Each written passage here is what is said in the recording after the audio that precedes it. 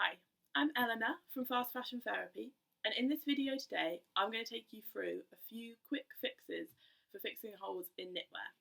Sometimes you might not want to use darning, either because you fancy a different style or because you don't have the time to fix your hole in that way. These fixes are some other options that you can use if you want to add a different kind of decoration or you just want to get the hole mended in a few minutes.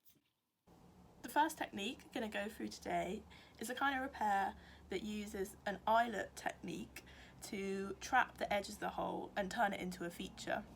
So you can see here, this was just a hole in the knitwear and I've used a chunky yarn to go over the edges to make the hole into decoration rather than an area to hide.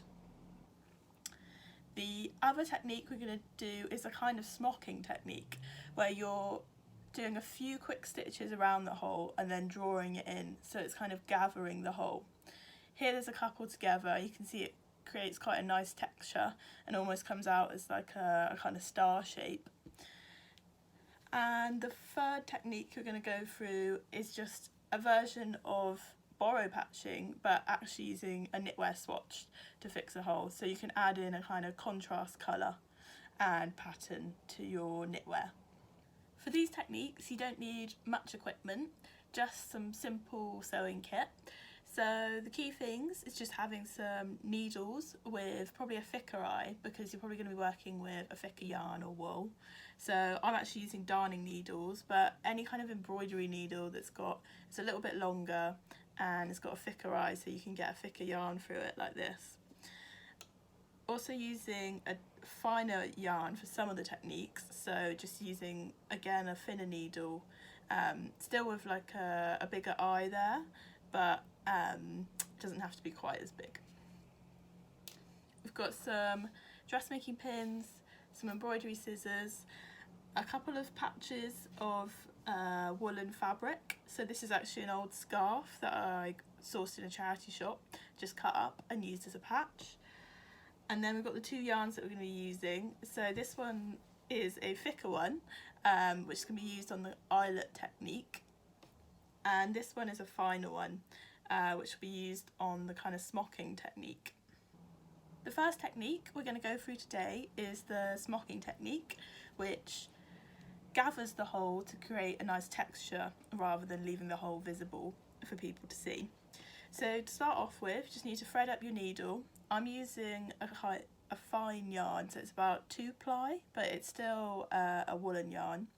And it's got a length of about 30 centimetres in length, and threaded up the needle and put a knot at the end of it. We're going to work from the reverse of the jumper for this one.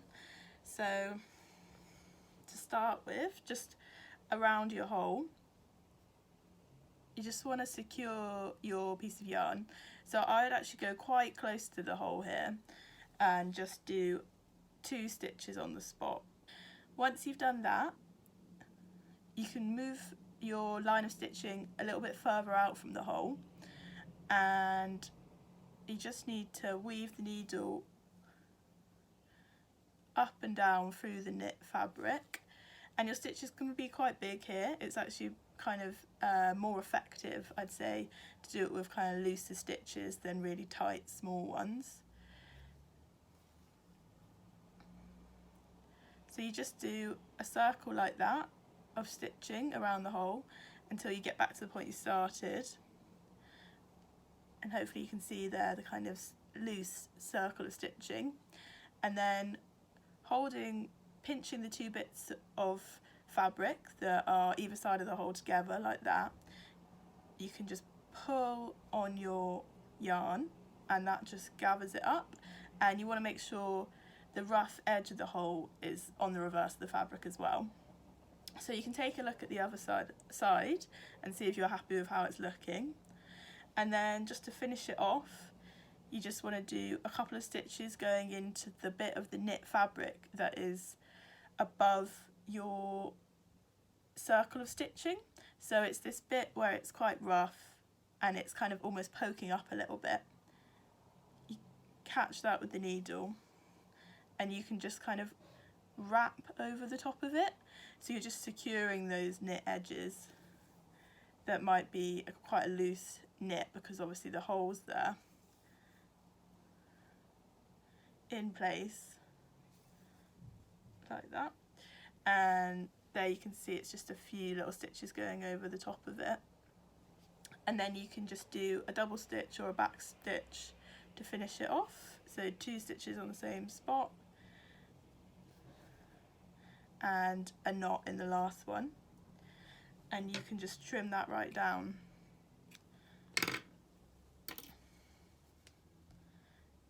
And that's the kind of texture that you make with it. I can show you here how different stitching lengths and like the closeness of the stitching to the hole can have an effect on the final texture. So this one here is quite subtle. There's not that much of a gathering or a wrinkling, it's just a little kind of pucker, and that was with really small stitching quite close to the hole. This one again, this is looser stitching, but the stitching is right by the hole, so you can see it's a little bit smaller again. And then this one is just how we did the last one in the example, so you can see the way that I showed you in the example creates quite a gathered effect. This final one is one with a really big hole, so you're really drawing in quite a lot of the fabric and you create more of like a star out of the gather. The next technique I'm going to go through is the eyelet technique. So with this one we're using a chunkier yarn. You can actually use a thinner yarn as well. It'll probably just take a little bit longer to fill in the whole circumference of the hole. So again, we're starting on the reverse of this one. So we've got a little hole here, and I've threaded up a larger needle with a chunkier bit of yarn, and we're not putting a knot at the end of this one. So turn to the reverse of the jumper, and I just use my finger in the centre of the hole like that, just to give it a little bit of tension as you start stitching. And you want to start by doing a stitch that's going into the fabric and bring the needle up through the hole, if you can see there, and just doing a stitch like that, and then you're wrapping over the edge of the hole and going next to it, if you can see there.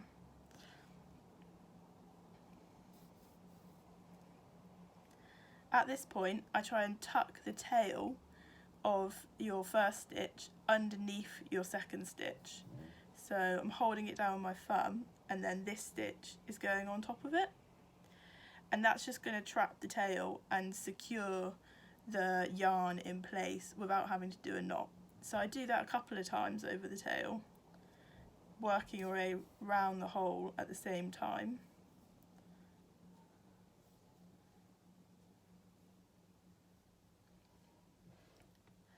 So hopefully you can see there it's trapped down. And once you've got a couple of stitches over the top of it, you can just trim it back and get that out of your way. And then you're just going to carry on going around the hole, doing these stitches that are wrapping the edge. And they don't have to be right next to each other at this first ring of stitches that's going around the hole. You're just kind of securing the edge and stopping it from growing any bigger at this point. This is just using a really simple kind of wrapping stitch, but you could also use a blanket stitch if that was something that you wanted to experiment with to add a bit more decoration and detail. So I do this first ring of stitches from the reverse to secure it, and then we'll flip it over and we'll start to fill in the gaps in between the stitching. So you can see the first row, there's some gaps in between the red stitching where you can see the yellow knit of the jumper. And then we flip it over, and at this point it's not going to look how you want it to look to wear, or maybe you do, but we're going to carry on filling in the stitching and make it more of a chunky feature. So you just carry on with the same stitch that you're using from the reverse, but this time you can use the fact that you're looking at the front of the fabric to guide where you're putting your stitching, so you're filling in those gaps in between.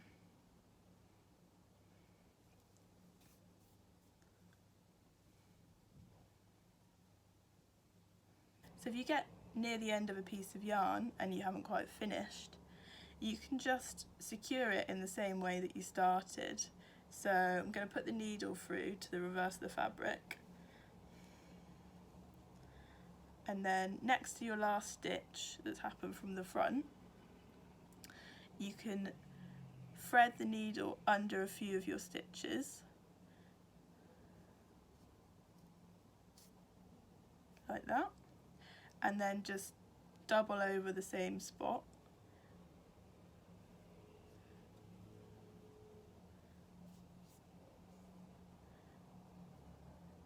and then go for a couple more stitches again, and then trim that tail off, and that just wraps it underneath the stitching and secures it without having to tie a knot in it. When you're starting off a fresh piece of yarn, you can just do it in the same way that you started before. Just carry on from the point where your last bit of yarn ended, and then, so this time, because I'm going in a different direction, I'm holding the tail of the yarn with my thumb towards the left hand side, and then I'm wrapping over the top of it here. Your first stitch might not quite catch it, but your next one or two should, and that will secure it in place. And then you can turn back to the front to finish off your stitching.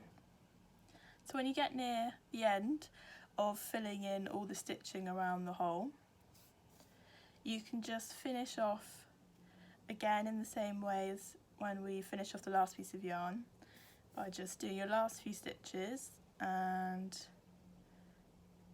turning it over to the reverse, putting your needle through that way, and just trapping the yarn underneath the stitching that's already there by bringing it through with the needle.